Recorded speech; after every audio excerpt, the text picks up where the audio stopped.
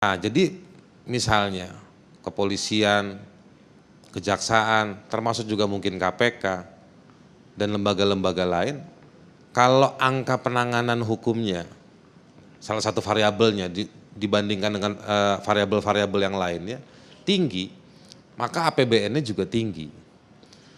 Nah, tetapi tadi yang Bang Karni bilang, penjahat yang sebenarnya di luar jeruji nggak ditangani, tetapi ada orang dicomot-comotin dalam rangka memenuhi angka statistik penegakan hukum. Dalam rangka, ini kita udah berhasil nanganin 300 kasus. Tahun depan target kita 400 kasus. Loh kok targetnya jadi lebih banyak? Mestinya kan targetnya zero crime, nggak ada lagi kriminal.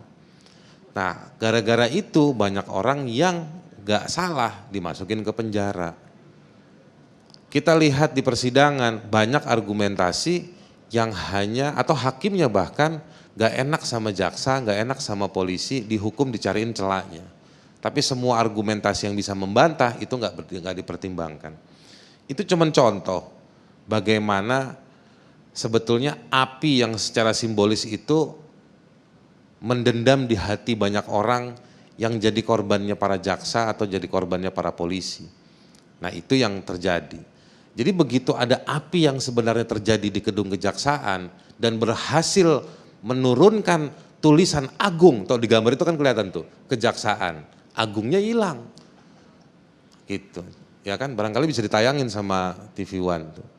Nah, jadi begitu api itu berhasil melalap kata-kata Agung, kata Agung, masyarakat makin kuat spekulasinya. Kalau bahasa akademiknya tesisnya. Jadi tesisnya masyarakat makin kuat. Jadi saya sekali lagi Pak Hari saya minta maaf, saya saya ada di front spekulasi. Meskipun saya bukan spekulan yang sebenarnya.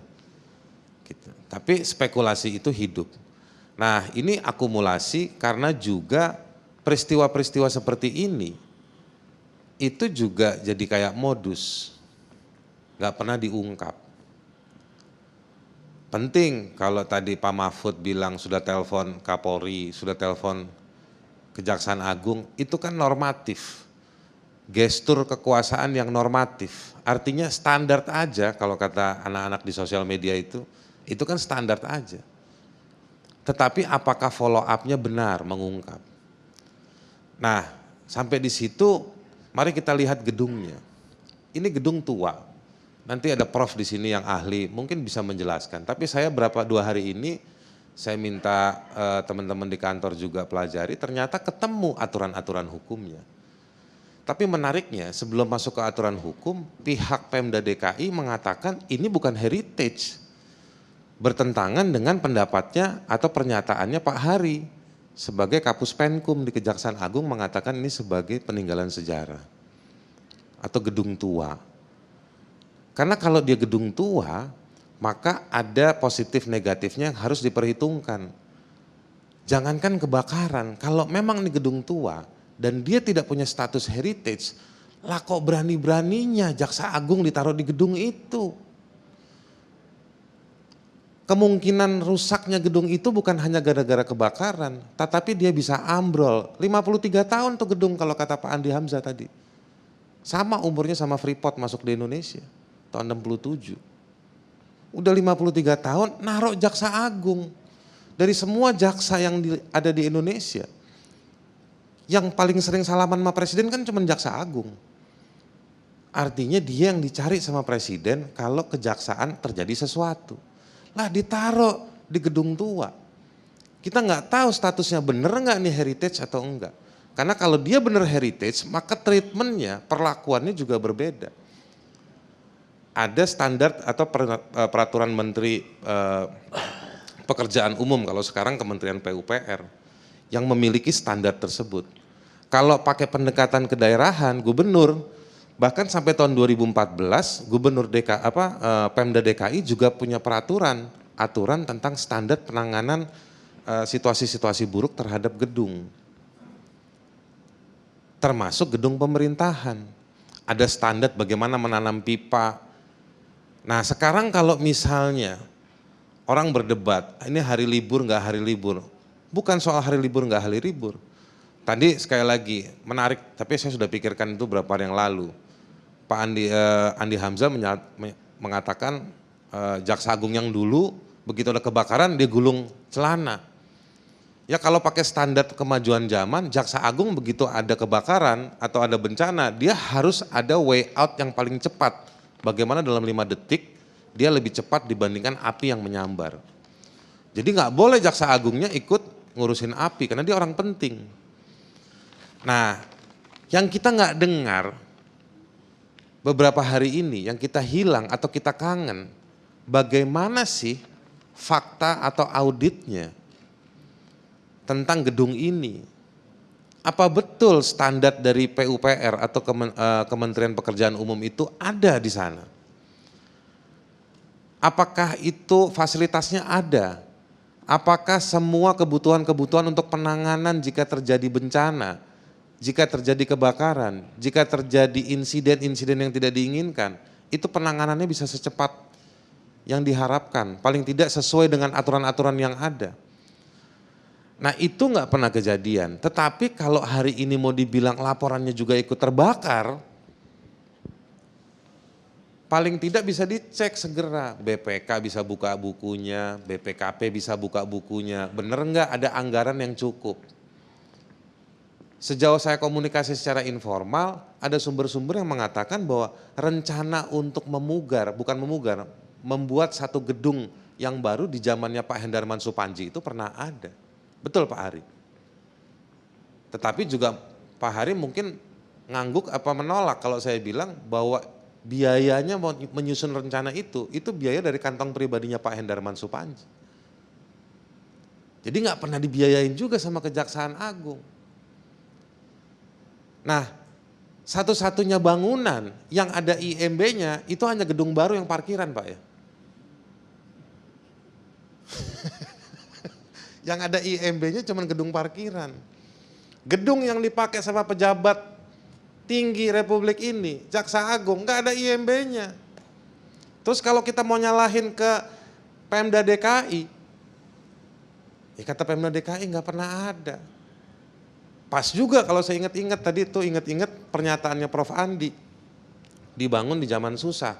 Mungkin waktu tahun 67 beli surat yang ada hologramnya juga susah untuk ngeluarin sertifikat IMB. Ya kan? Nah, belum ada hologram zaman belum ada bahkan, ya kan? Nah, jadi maka dari itu sekarang kalau nggak mau dibilang tolong mengerti ini nggak ada kaitan sama kasus, ya udahlah nggak ada kaitan sama kasus Mas Bunyamin, jangan dikait-kaitkan. Tetapi masalah gedungnya aja, kantor Kejaksaan Agung yang ngurusin kasus seharga 1, berapa triliun ngerugiin negara, ngurusin kasus Jiwasraya yang berapa triliun, beberapa kasus lain yang lagi hangat hari ini, bagaimana mungkin mau ngurusin itu? Orang ngurusin rumah tinggalnya aja nggak bisa ternyata. Ya kan? Nah ini mungkin karena ukuran-ukuran capaian Kejaksaan Agung lebih top, lebih oke, lebih mumpuni. Kalau seminggu 2 kali, ya kan, expose kasus ratusan miliar, ini ditangkap, itu ditangkap. Tanggal 4 tadi berapa? Tanggal 4 ditetapkan, tanggal 6 diproses. Ukuran-ukuran keberhasilannya kayak begitu. Ya udah kalau memang itu nggak dianggap ada kaitan dengan kebakaran ini, tapi mari kita lihat soal bangunan ini. Jadi menurut saya dari sisi administrasi hukum ini menunjukkan bahwa Kejaksaan Agung abai, bahkan tidak tertib. Siapa yang bisa memeriksa gedung itu? Jangan-jangan memang nggak bisa masuk ke sana. Saya ingat pendapatnya Prof. Sacipto Raharjo. Polisi itu kayak ujung tombak penegakan hukum, karena dia yang berurusan sama masyarakat. Hakim ada prinsip setiap sidang harus terbuka untuk umum. Tapi mengakses keterbukaan kejaksaan itu bagaimana? Gimana tuh Bang Trimet? Gak ada. Dia ada di tengah-tengah. Seperti tomat yang sembunyi di balik daging hamburger itu. Orang cuma lihat dagingnya sama ngelihat rotinya. Tapi tomatnya dia nggak tahu. Nah kejaksaan itu kira-kira, ya saya nggak bilang tomat, ya kan. Tapi mirip-mirip kayak begitu. Dia sembunyi di balik rasa enaknya daging dan ditutupi oleh wajahnya roti di atas dan di bawah. Nah ini problem kita, bahkan karena dia terlalu sembunyi, kabel manapun yang bikin kebakaran tuh gedung sampai nggak ketahuan. Sebegitu hebatnya kejaksaan bersembunyi dalam proses penegakan hukum itu. Ya kan? Nah ini PR kita, bagaimana mendemokratiskan. Tapi saya juga makin rumit kalau saya membayangkan itu karena rejim penguasanya nggak demokratis. Karena Kejaksaan Agung akan demokratis kalau para penguasanya, penguasa yang intinya demokratis. Tapi kalau dikepung oleh oligarki, dikepung oleh para pemain kasus, ya mereka akhirnya kejebak. Jangan-jangan ini yang tadi Pak Bunyamin bilang, jadi tempat persekongkolan. Itu bahaya. Saya memang kesian. Benar tadi itu kata teman-teman. Itu kalau nggak salah di lantai 4 itu tempatnya SDM ya Pak Hari ya. Lantai 5 ya. Nah lantai 5 itu Bang Karni ada istilah namanya Jumat Berkah. Jumat Berkah. Jadi jaksa-jaksa yang mau pindah ya, mau pindah jabatan, pindah lokasi, yang mau ikut suami mau ikut istri Bang Trimet, ya kan? Kontestasinya itu di Jumat Berkah, habis sholat Jumat, habis makan siang ke lantai 5. Nah, bukan Jumat Keramat. Nah sekarang kalau lantai 5-nya kebakar, Jumat Berkah berpindah kemana dia? Makasih Bang Karni.